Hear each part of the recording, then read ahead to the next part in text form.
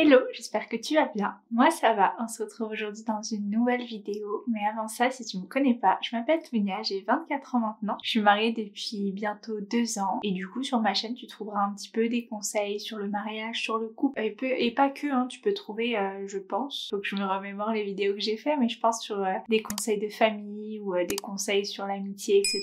Et si toi un jour t'as besoin d'aide justement, tu n'hésites pas, tu m'envoies un DM, mon Instagram sera en barre de description. Et enfin par mail, DM comme tu veux, hein, mais oui, tu viens me contacter, puis j'essaierai de t'aider au mieux. Donc voilà, je vais pas faire une intro plus compliquée, plus longue surtout.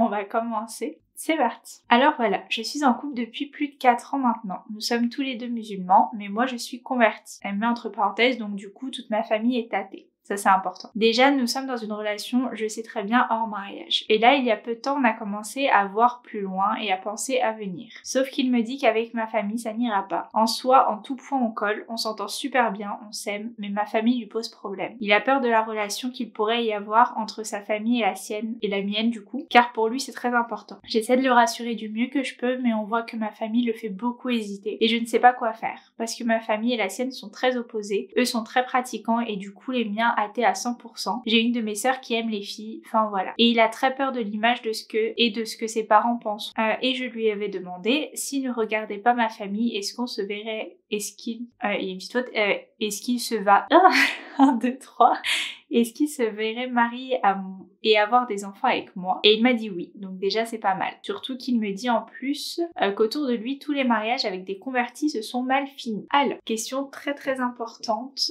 Du coup là c'est une situation très complexe quand même. Et comme je te l'ai dit par message, ta situation m'a beaucoup touchée et du coup je voulais à tout prix t'aider. Donc j'ai essayé quand même de te faire ta vidéo assez rapidement parce que t'avais vraiment besoin de parler et d'avoir des conseils sur ce point. C'est vrai que c'est une situation pas facile du tout parce que du coup t'es convertie et tu es la seule, j'imagine, de ta famille qui l'est. Et en fait le seul point qui bloque pour ton mariage, c'est ta famille. Je vais te donner des conseils en tant qu'amie, vraiment. Mon but à chaque fois, j'essaie de vous rassurer un maximum, mais ce qui compte beaucoup pour moi, c'est d'être honnête avec vous surtout et de vous dire les choses, même si elles sont pas trop faciles à entendre. Mais c'est vrai que quand j'ai lu ton histoire, et je l'ai lu plusieurs fois, ce qui m'est venu à l'esprit tout de suite, si pour lui ta famille pose problème et si c'est l'élément qui bloque votre mariage, pourquoi il est avec toi? Tout simplement. Ça fait 4 ans que vous êtes ensemble. Ta famille, elle sera toujours là. Ta famille, tu peux pas la changer, c'est un fait. Il est au courant de ta famille, il sait que t'es convertie. Quand il s'est mis avec toi, il savait que, j'imagine, tu es française, donc potentiellement pas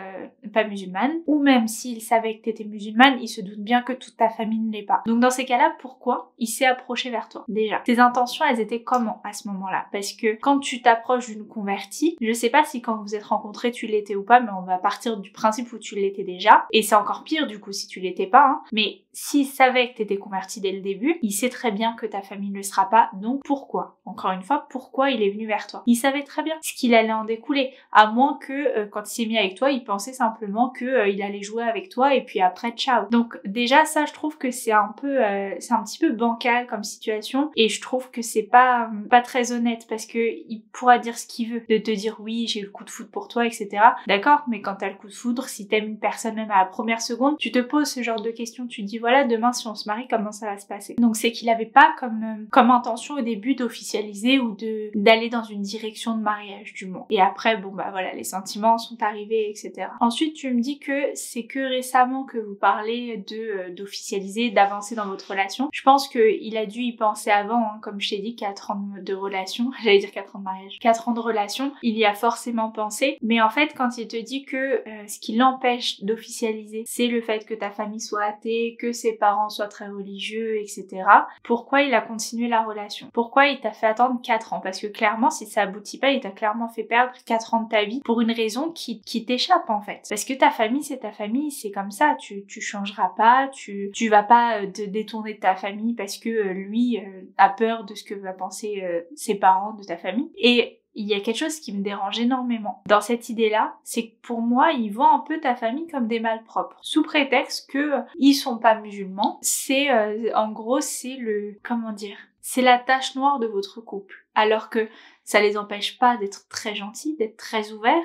Là, de ce que tu me dis, c'est vraiment ce qui bloque, c'est ce que ses parents à lui vont penser de tes parents à toi. Mais je pense que s'ils mettaient les choses à l'inverse et s'ils se disaient, imagine, il est fou amoureux de toi et toi, tes parents te disent, oh non, pas un musulman, non, je veux pas de sa famille musulmane, il l'aurait super mal pris parce qu'il se sentirait pas accepté en tant que ce qu'il est. Pourquoi ta famille devrait accepter ses parents musulmans et sa famille à lui ne pourrait pas accepter tes parents athées? En soi, chacun ses croyances.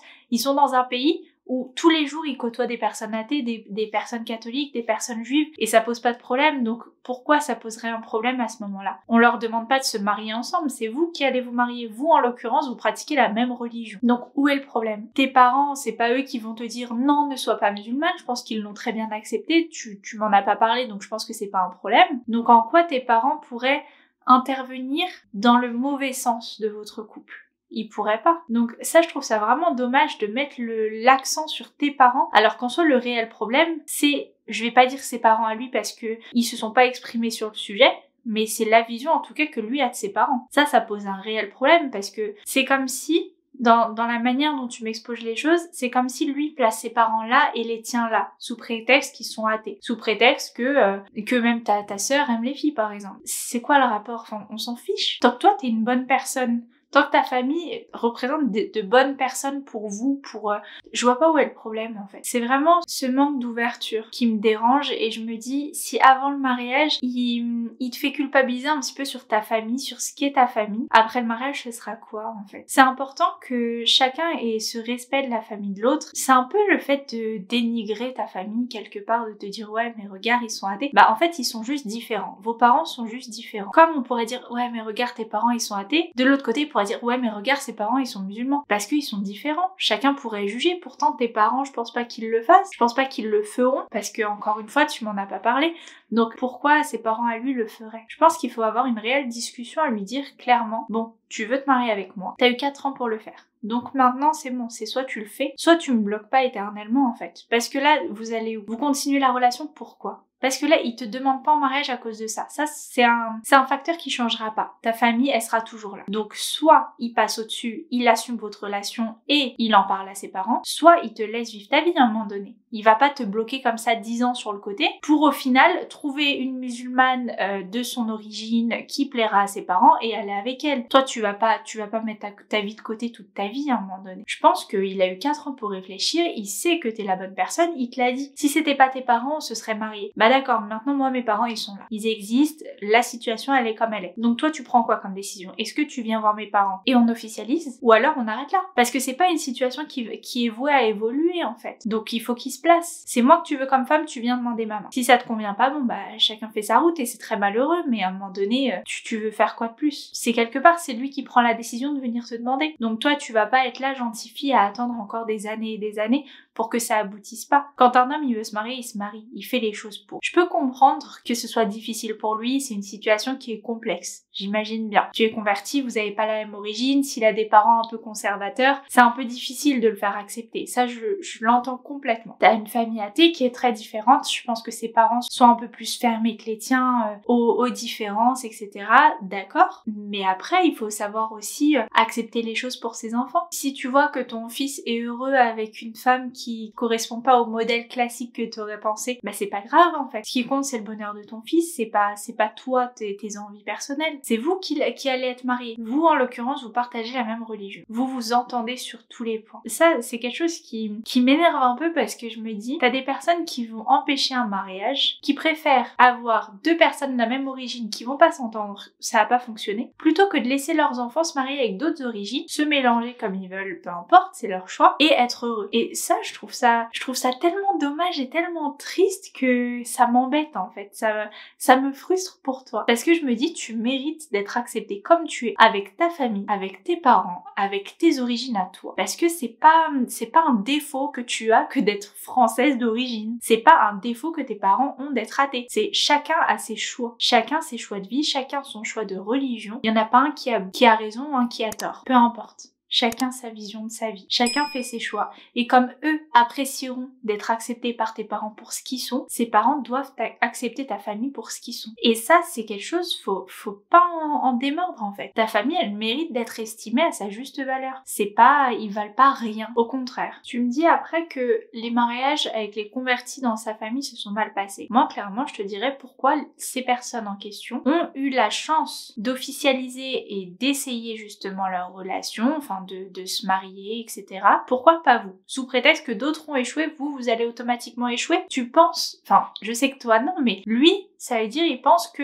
les mariages avec les convertis ont échoué parce que les familles étaient différentes, parce qu'il prend pas en compte le fait que peut-être c'est les deux mariés qui étaient différents, peut-être que les deux mariés ne se correspondaient pas finalement, peut-être que, je sais pas, peut-être, il y a énormément de facteurs, ça se trouve il y a eu tromperie, ça se trouve, bref, il y a mille et une raisons pour un couple de divorcer. Pourquoi on mettrait ça forcément sur le dos du fait que ce soit une personne convertie, que les familles soient différentes? Non, on n'en sait rien, on n'est pas dans les coups. Comme eux ont eu le droit d'officialiser, de se lancer, ben vous aussi. Enfin, on va pas se baser sur les échecs des autres pour interdire les mariages suivants. Ça veut rien dire, ça a pas de sens, c'est pas une excuse en fait. Il faut pas que tu acceptes toutes les excuses bidons qu'on va te sortir. Je sais vraiment, c'est pas facile d'entendre ce que je te dis. Je sais que c'est ton copain, que t'y tiens et que ça doit pas te plaire ce que je te dis sur lui, mais vraiment, encore une fois, mon but, c'est de te dire les choses le plus franchement possible et dans ton sens, dans ton intérêt. C'est ça. Je sais que c'est pas drôle, je sais, enfin,